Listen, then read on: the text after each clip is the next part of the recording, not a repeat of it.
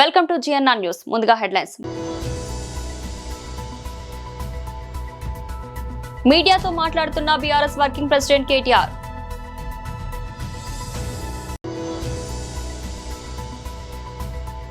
BJP రాష్ట్ర అధ్యక్షుడు శ్రీఎన్ రామచంద్రరావు గారు మీడియాతో మాట్లాడుతున్నారు.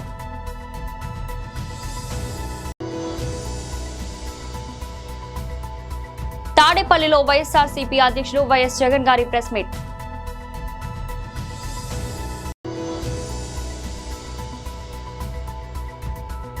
హైదరాబాద్ టు థాయిలాండ్ విమానానికి త్రుటిలో తప్పిన ప్రమాదం. మీడియాతో మాట్లాడుతున్న బీఆర్ఎస్ వర్కింగ్ ప్రెసిడెంట్ కేటీఆర్. దౌర్జన్యానికి పాల్పడుతూ పేదలకు సంబంధించిన భూములు లాక్కుంటూ ఒక రియల్ ఎస్టేట్ మాఫియా ఎట్లా పనిచేస్తుందో ఆ స్థాయిలో ఈ రాష్ట్ర ప్రభుత్వం ఇవాళ పనిచేస్తూ ఉంది. హైదరాబాదులో హైడ్రా పేరిటైతేనేమి, మూసీ పేరిటైతేనేమి, కొడంగల్లో లగచర్లలో ఫార్మా విలేజ్ పేరిటైతేనేమి, అట్లాగే మీరు మహబూబ్ నగర్ పట్టణంలో 150 మంది దివ్యాంగుల కాలనీలో దివ్యాంగుల ఇండ్లు కూలగొట్టడం అయితేనేమి, రామగుండంలో జరిగిన దాడి అయితేనేమి, అట్లాగే తాజాగా ఖమ్మం జిల్లా వెలుగుమట్లలో 3 మంత్రులు వారి బినామీల పేర్లు కూడా నేను చెప్తా ఉన్నా.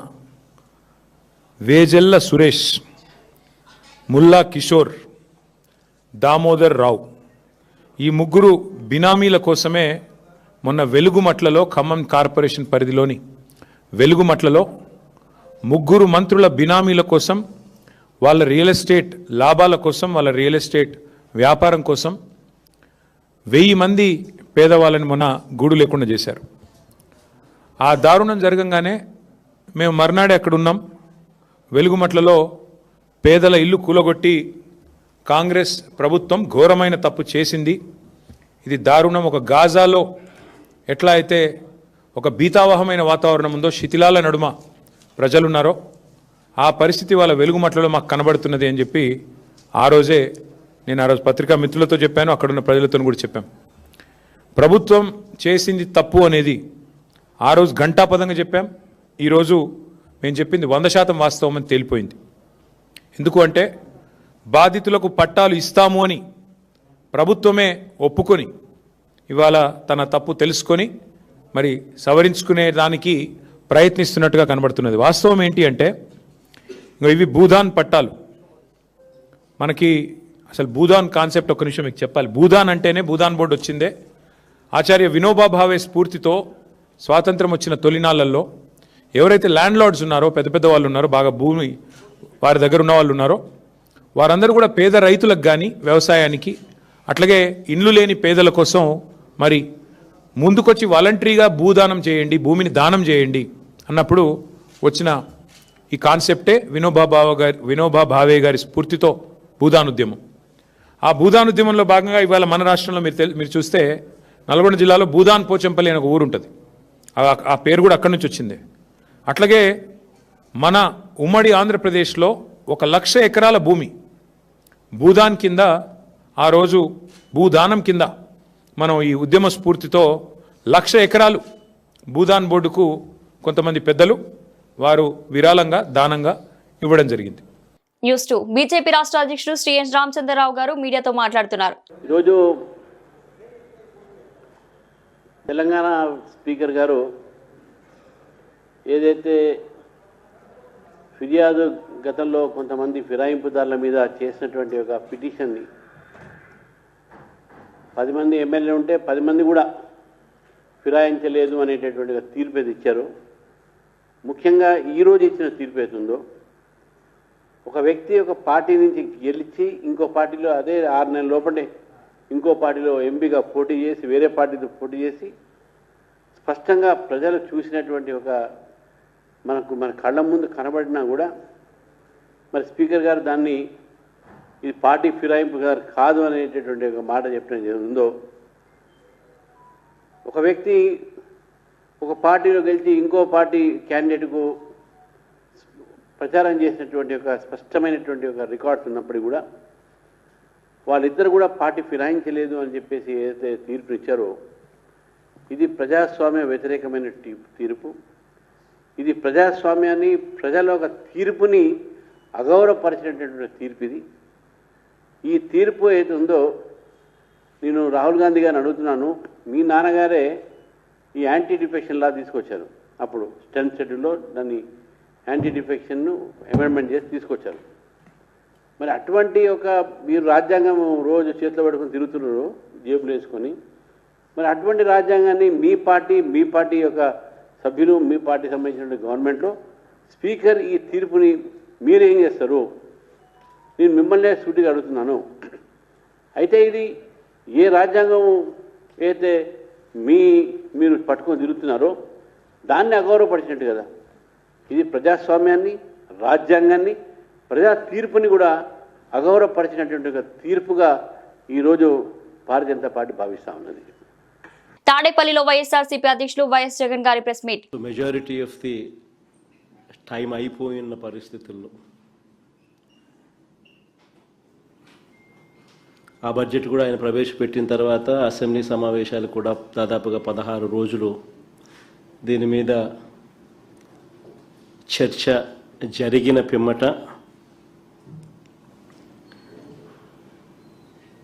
చంద్రబాబు నాయుడు గారిని ఆ 16 రోజుల అసెంబ్లీ సమావేశాలు జరిగిన తర్వాత రాష్ట్ర ప్రజలకు ఏదైనా దానివల్ల మంచి జరిగిందా అన్నది ఒక్కసారి ఆలోచన చేస్తే 16 రోజుల అసెంబ్లీ సమావేశాలు సైతం చంద్రబాబు నాయుడు గారి బడ్జెట్ మీద తాను పెట్టిన మోసాలు, కల్పిత లెక్కలు, అబద్ధాలు ఇవి మాత్రమే ప్రజలకు కనిపించాయి తప్ప ప్రజలకు జరిగిన మేలైతే ఒక పెద్ద సున్నా. ఇన్ఫ్యాక్ట్ ప్రజలను ఎలా తప్పుదోవ పట్టిస్తూ ఉన్నాడు అన్న విషయంపై నేను గత నెల 19వ తారీఖున ప్రెస్ మీట్ పెట్టి చాలా సవివరంగా కూడా చెప్పాను. తనను మొదటి బడ్జెట్లో తాను పెట్టినప్పుడే అయ్యా చంద్రబాబు గారు వీటికి సంబంధించి సమాధానాలు ఉన్నాయా అని చెప్పి అడగడం జరిగింది. ఇప్పుడు చివరికి కాగ్ రిపోర్టు కూడా చంద్రబాబు నాయుడు గారిని ఆ రోజు నేను ఏదైతే వివరాలు అయితే చెప్పానో వాటినే కాగ్ రిపోర్టు కూడా రూఢీ చేస్తూ చంద్రబాబు గారి కూటమి చేస్తూ ఉన్న ఆర్థిక విధ్వంసాన్ని కళ్ళగట్టినట్టుగా కూడా కాగ్ నివేదిక కూడా చూపింది. ఇన్ఫ్యాక్ట్ చంద్రబాబు గారి ఆర్థిక విధ్వంసం ఎలా ఉంటుంది అన్నదానికి కొన్ని ఎగ్జాంపుల్స్ మీ అందరి దృష్టికి కూడా తీసుకొస్తా ఉన్నా. మా ప్రభుత్వం చివరి ఏడాది అంటే 2023-24ను ఆయన తొలి ఏడాది ఏదైతే ఆడిటెడ్ కాగ్ రిపోర్ట్స్ ఏదైతే పబ్లిష్ చేసిందో మా చివరి ఏడాది 2023-24, ఆయన తొలి ఏడాది 2024-25 సంవత్సరాన్ని ఒక్కసారి పోలిస్తే చాలా స్పష్టంగా కూడా కొన్ని విషయాలు కనిపిస్తాయి. హైదరాబాద్ నుంచి థాయిలాండ్ వెళ్లిన విమానానికి త్రుటిలో ప్రమాదం తప్పింది. పుకెట్ అంతర్జాతీయ విమానాశ్రయంలో దిగే సమయంలో ఎయిర్ ఇండియా ఎక్స్ప్రెస్ విమానం రన్వేను బలంగా ఢీకొట్టింది. దీంతో విమానం ముందు భాగం చక్రం దెబ్బతింది. దీంతో రన్వేను మూసివేస్తూ విమానాశ్రయం అధికారులు నోటం జారీ చేశారు. బోయింగ్ 737 MAX 8 విమానం ఉదయం 133 మంది ప్రయాణికులతో హైదరాబాద్ నుంచి బయలుదేరి మధ్యాహ్నం 11:40 గంటలకు థాయిలాండ్ వరకు అయింది. అధికారులు వెంటనే సహాయక చర్యలు ప్రారంభించారు. ప్రయాణికులకు విమానం నుంచి సురక్షితంగా బయటకు తీసుకొచ్చారు. హార్డ్ ల్యాండింగ్ కారణంగా నోట్స్ ల్యాండింగ్ గేర్ దెబ్బతినడంతో విమానం రన్వేపై కొద్ది దూరం జారిపోయింది. మార్చి 16న జిల్లా కేంద్రంలో కలెక్టర్ వద్ద జరిగే మహాధర్నాను జయప్రదం చేయాలని ఐకృష్ణ IFTU తెలంగాణ రాష్ట్ర అధ్యక్షులు పిలుపునిచ్చారు. భారత కార్మిక సంఘాల సమైక్య IFTU జిల్లా ముఖ్యాల సమావేశాన్ని యూనియన్ కార్యాలయంలో నిర్వహించారు. ఈ సందర్భంగా IFTU రాష్ట్ర అధ్యక్షులు ఐ కృష్ణ మాట్లాడారు. ఈ సమావేశంలో ఐఎఫ్టియు రాష్ట్ర సహాయ కార్యదర్శి ఏ వెంకన్న, జిల్లా అధ్యక్షులు, కార్యదర్శులు ఈ నరేష్, బి అశోక్, జిల్లా ఉపాధ్యక్షులు చిలక శంకర్, నాయకులు ఎస్ ప్రసాద్, బొట్టు రవి కుమార్ తదితరులు పాల్గొన్నారు.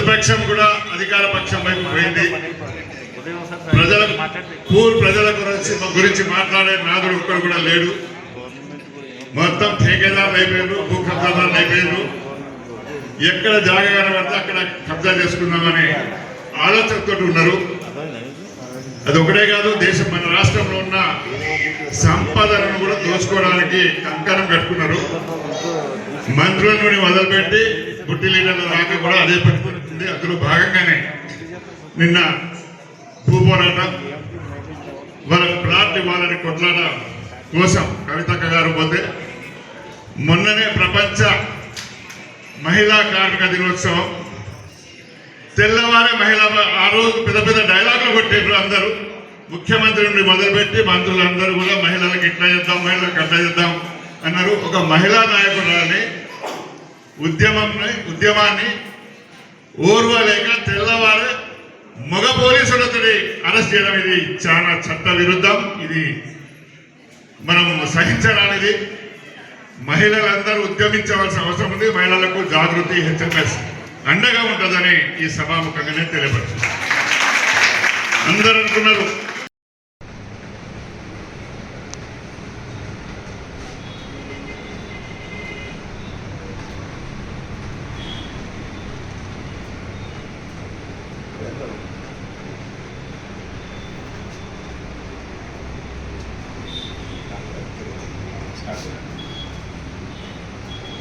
కేంద్ర ప్రభుత్వం తీసుకొచ్చినటువంటి 4 లేబర్ కోడ్స్ను ఏప్రిల్ 1 నుండి అమలు చేయడానికి కేంద్ర ప్రభుత్వం నోటిఫికేషన్ జారీ చేసింది. దీనికి నిరసనగా భారత కార్మిక సంఘాల సమాఖ్య ఐఎఫ్టియు జాతీయ కమిటీ దేశవ్యాప్త ఉద్యమానికి పిలుపునివ్వడం జరిగింది. ఆ రకంగా ఈ మార్చిలో 16వ తేదీ నాడు జిల్లా కలెక్టర్ కార్యాలయాల ముందు ధర్నా, అదేవిధంగా మార్చి 23 షాహిద్ భగత్ సింగ్ అమరుడైనటువంటి రోజున హైదరాబాద్ రాష్ట్ర రాజధానిలో ఉన్నటువంటి లేబర్ కమిషనర్ ఆఫీస్ ముందు ధర్నా.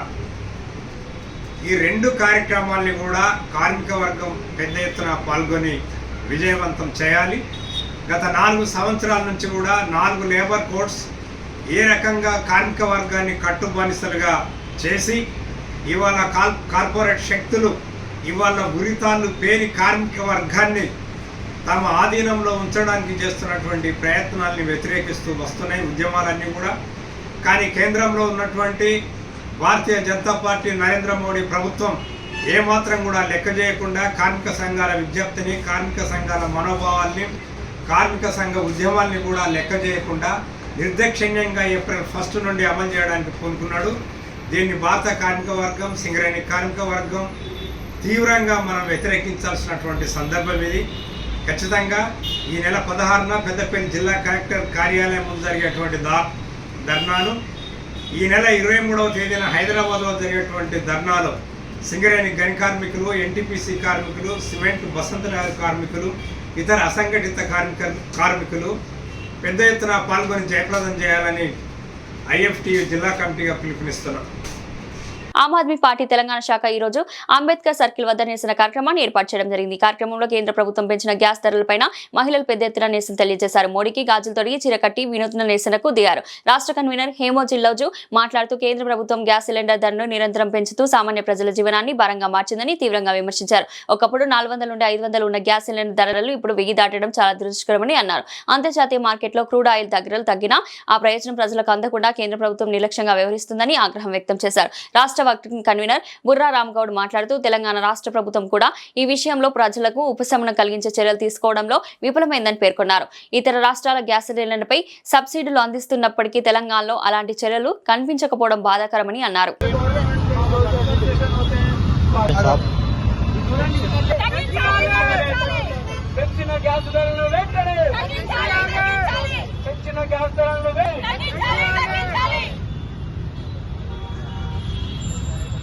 आम आदमी पार्टी जिंदाबाद। आम आदमी पकड़ते गैस का रेट कम करो।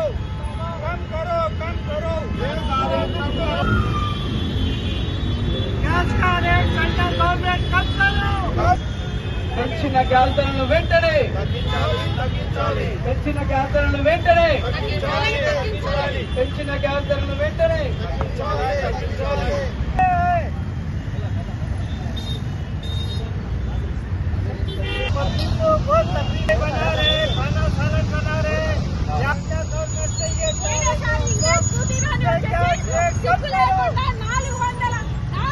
సిలిండర్ రేట్ ఉంటే మన్మోహన్ సింగ్ గారికి వచ్చేసి గాజులు పంపించింది. మరి ఇప్పుడు వచ్చేసి నిత్యావసర వస్తువులు పెరిగినాయి. చూసుకుంటే కనీసము 3 పూటల అన్నం తినాలి అంటే అన్నం కూడా తినకుండా చేస్తున్నారు ఈ మోడీ ప్రభుత్వము. మనకి ఈ రోజున వచ్చేసి గ్యాస్ ధర ఎల్పిజి గ్యాస్ ధరలు ఇలా పెంచితే ఎలా ఆడవాళ్ళు ఎలా భరిస్తారు? అది బడ్డన్ ఎంతవరకు పడుతుంది? ఈ రోజులలో నిత్యావసర వస్తువుల ధరలు కూడా ఉప్పులు పప్పులు ప్రతి ఒక్కటి పెంచేశారు. ఎల్పిజి గ్యాస్ అలాగే వచ్చేసి 60 రూపాయలు పెంచారు ఇంట్లో యూజ్ చేసుకునేటి. అలాగే కమర్షియల్ వాటికి వచ్చేసి 155 రూపాయలు పెంచారు. ఆటో అన్నలు కూడా బాధపడుతున్నారు. ఎల్పిజి వాడే ఆటో వాళ్ళని కూడా వాళ్ళకి గిట్టుబాటు ధర రావట్లేదని. ఈ రోజున చూసుకుంటే మొత్తం దేశంలో అప్పులు ఏమో వచ్చేసి అదాని అంబానీ మెహుల్ చౌకీ వాళ్ళందరికీ అప్పులు ఇస్తాడు, మాఫీలు అంటారు. సామాన్య ప్రజల మీద వచ్చేసి ఇలా భారం మోపుకుంటూ నడ్డి వీరుస్తూ ఈ రోజున మోడీ ప్రభుత్వం ఏం చేయాలనుకున్నది? దేశాన్ని అప్పుల పాలు చేసిండు. వచ్చే 11 సంవత్సరాలు కాలేదు కానీ ఎంత 250,000 కోట్ల అప్పులు చేసిండు.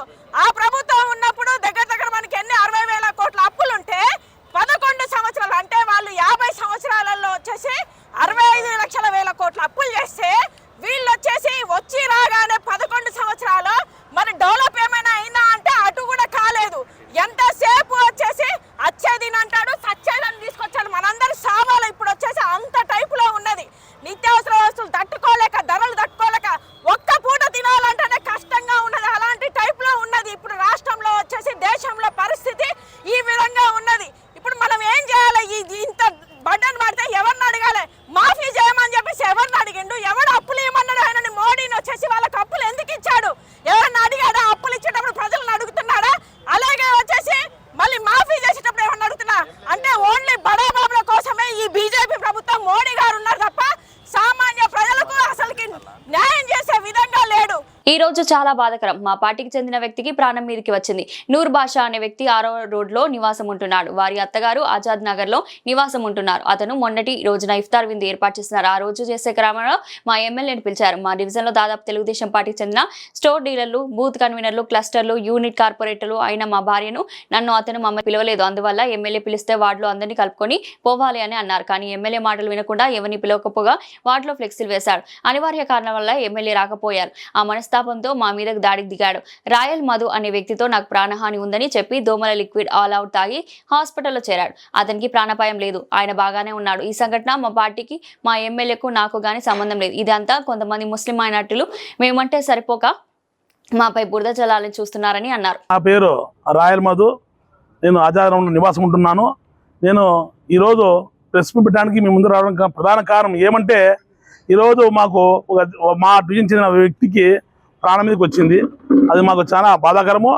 ఇది పెద్ద దుస్సంఘటన. మాకు నూరు భాష అనే వ్యక్తి 6 రోడ్లో నివాసం ఉంటున్నాడు. వాళ్ళ అత్తగారు మా ఆజాద్నగర్లో ఉంటున్నారు. వాళ్ళ మామగారు పోర్టం పోలీస్ స్టేషన్లో జమీందార్ భాష. ఆ పిల్లోడు మొన్నటి దినము ఇఫ్తార్ విందు ఏర్పాటు చేశాడు.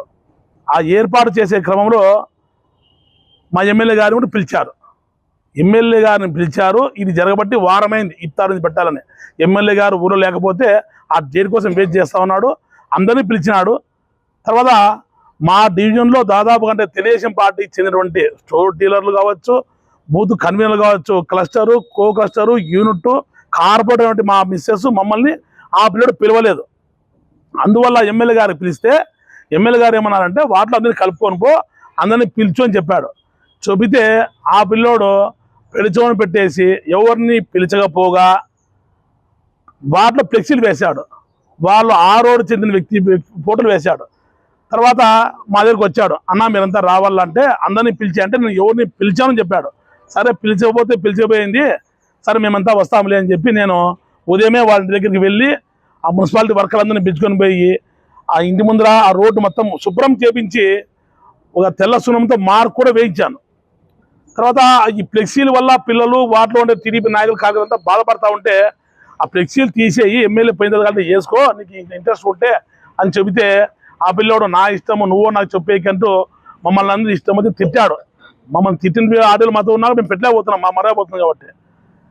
ఆ క్రమంలో మేము ఎమ్మెల్యే చెప్పాం, సార్ ఆ అబ్బాయి ఆరోగ్య వ్యక్తి మాకెందరికి ఇబ్బంది పెడుతున్నాడు అంటే, సరే దాందే ముందులే ఫ్లెక్సీలు మీద వస్తానని చెప్పాడు ఎమ్మెల్యే గారు. ఎమ్మెల్యే గారు రావాల్సిన సందర్భంలో ఆ రోజు క్లస్టర్తో మీటింగ్ ఉండడం వల్ల అది రాత్రి 9 అవడంతో ఎమ్మెల్యే లేటుగా వద్దామని చెప్పి కొంతమంది టీడీపీ నాయకులు పంపించాడు, నేను నిదానం వస్తానని. ఆ లోపల ఆ అబ్బాయి ఎమ్మెల్యే రాలేదు, రాడేమో అనుకొని ఫ్లెక్సీలని చించేసి కాల్చేశాడు. మా వార్డులో ఉన్న ఈ మహబూబ్ ఖాన్ ఇస్మాయిల్ గారు పిలిచి అబ్బాయితో అందరిని పిలిచని చెప్పిన దానికి వాళ్ళని కూడా బ్లైమ్ చేస్తూ వాళ్ళు నన్ను భయపడిచ్చారు.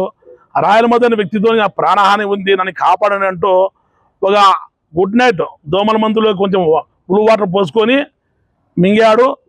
హాస్పిటల్కి పోయాడు, అతనికి ప్రాణాపాయం లేదు, ఆయన బాగానే ఉన్నాడు. ఇదంతా కూడాను ఆ పిల్లోనికి గతంలో నా దగ్గర ఉన్న పిల్లవాడే, ఇదే పక్కింతో కాపురం ఉన్న పిల్లవాడే, వాళ్ళ సొంత ఊరు ఎమ్మిగనూరు. వాళ్ళ నాన్న ఇక్కడ మెకానిక్, చాలా మంచి పిల్లలు, మంచి ఫ్యామిలీ. ఈ మధ్య కాలంలో నాకు 2 ఏళ్ల నుంచి దూరంగా ఉన్నాడు అబ్బాయి.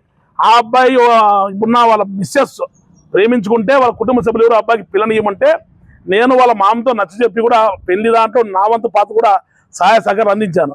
ఆ పిల్లడు ఎలక్షన్లో నాకు పనిచేసినాడు. పోయినసారి మా భార్య గెలుపులో కూడా ఆ అబ్బాయి పాత్ర ఉంది.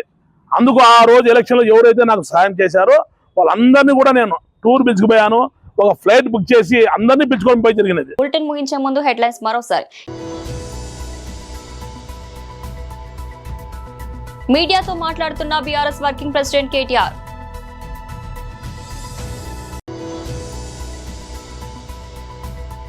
బీజేపీ రాష్ట్ర అధ్యక్షుడు శ్రీఎన్ రామచంద్రరావు గారు మీడియాతో మాట్లాడుతున్నారు.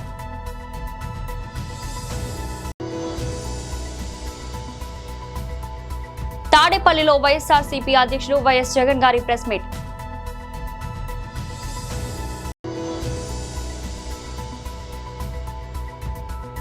హైదరాబాద్ టు థాయిలాండ్ విమానానికి త్రుటిలో తప్పిన ప్రమాదం. ఇది ఈ రోజు బులెటిన్. మరో బులెటిన్లో మళ్ళీ కలుద్దాం. అంతవరకు సెలవు.